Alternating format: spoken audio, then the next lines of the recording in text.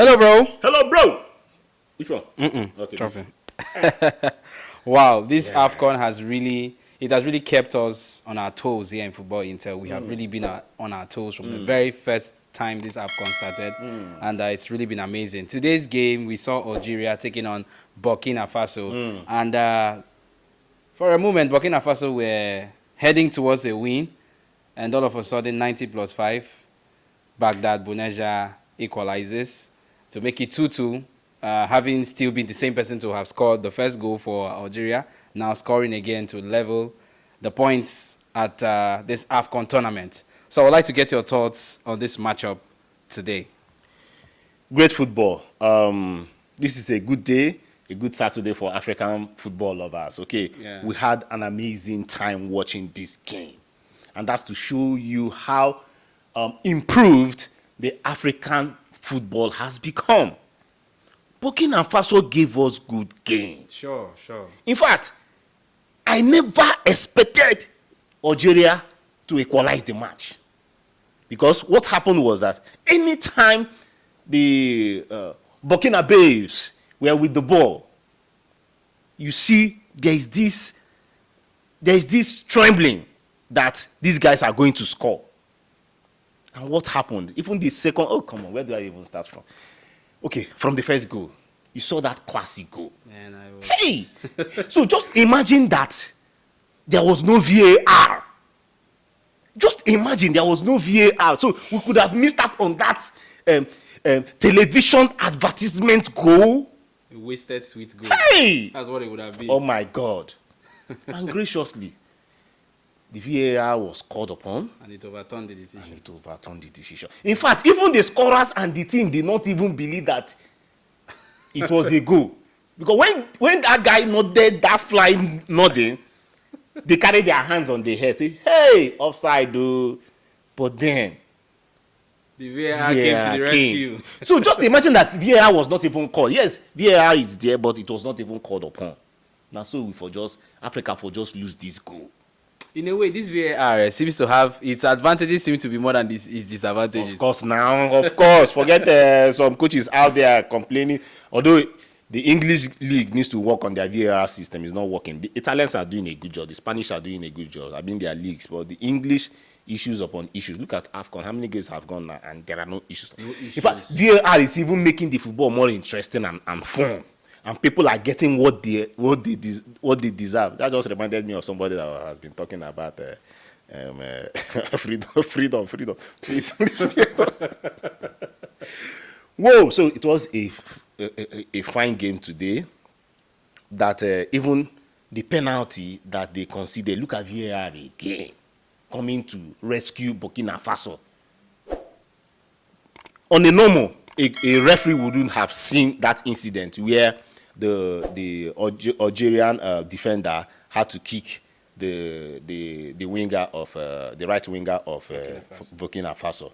And what happened? They went to the VAR, checked, looked very, very well, and it was a penalty. And they gave it to Burkina Faso, and they scored. Burkina Faso. Just imagine, had it been that Bonija did not score that goal, they would have jejely qualified for the next round. And I see them qualifying for the next round, bro. Because the kind of game these guys have been playing. Remember, during their first game that we were here, we were talking about how improved they have been over the time. Is it easy to be 57 in the world? Who goes you? 57 in the world for Burkina Faso. It's not easy. And they are showing it. They are playing the game. Today, their coach was so tactical. He was relaxed. The Algerian coach was just everywhere. He was panicking and all that. Now God will save them. They scored that equalizing goal that now has given them 2 points in 2 games. Okay, for a side that won the Afcon in 2019. That's the 2 past edition, and for a side too that has Slimani. Slimani has played 100 times. That's the former Leicester guy. Has played 100 times.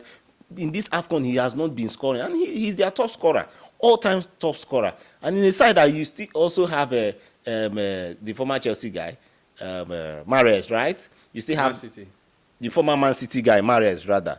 And you see that these guys have Burkina Faso has watered down Algerians today. And one thing, even the goal scorer today, that's Bonijad, he scored their first goal, if you can remember. Yes. Okay, he scored their first goal, and today he has scored 2, meaning that he's among the top scorers. Okay, I think Bebe should be number 1 now. Bebe scored 3 goals, and he was the fastest, so he should be number 1. So, beautiful game of football, but then you now see that African football has really changed. In as much as, yes, in 2013, Burkina Faso, they were in the final of the tournament when they faced Nigeria. When Nigeria won, the last time Nigeria won, it was against Burkina Faso, and it was against their main man then, Manse. I can't forget that guy. And it was also a very beautiful game. Today, they've showed us class, the two teams, Burkina Faso, known as the incorruptible, a land of the incorruptibles. And we've seen the game that they brought to us today. African countries are blessed. Burkina Faso is blessed, in as much as, yes, they have their own military crews and all that, and droughts that happen. But you find out that these people are strong. Man, Burkina Faso guys are strong. The country men and women are so strong people. And today, they've brought that resilience into football. And yes, Afcon is more like celebration of football. And we are celebrating and we are having fun. 20 million people out there in Burkina Faso supporting their own. And today, yes, one might say it was not the best results for them. But then, you guys also met one of the top African countries down there. Playing against the Desert Warriors is not an easy game. 30 on the log of the world rankings. Former winners of the tournament, I think 3 times. Having people like Slimani and Mahrez still playing football. So it was a good one for them out there. All right. So lastly, let me ask you, looking at this tournament, this Afcon tournament, it's like an eye-opener for some of the talents of these young homegrown players, home-based players. Do you see them having futures in Europe?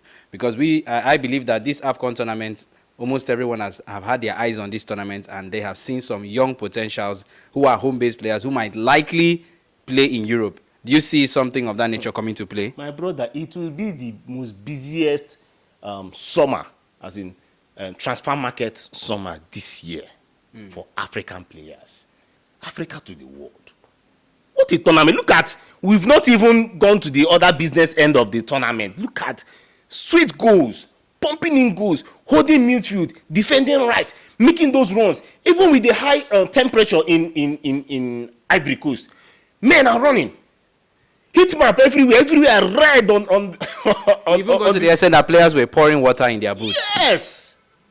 But then, that shows, resilience. That shows the resilience they of are the playing. man. So imagine, bring them to that weather now. Which weather do you want to bring? They will play that football. They'll drop the game and play it. And look at it, oh God, the Burkina Faso players. Where are you seeing the long crosses, the long passes?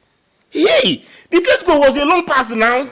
Before he flew like an eagle. As in it was a long pass. And the guy, the second goal that they scored was also a long pass that the guy tried to intercept. Then the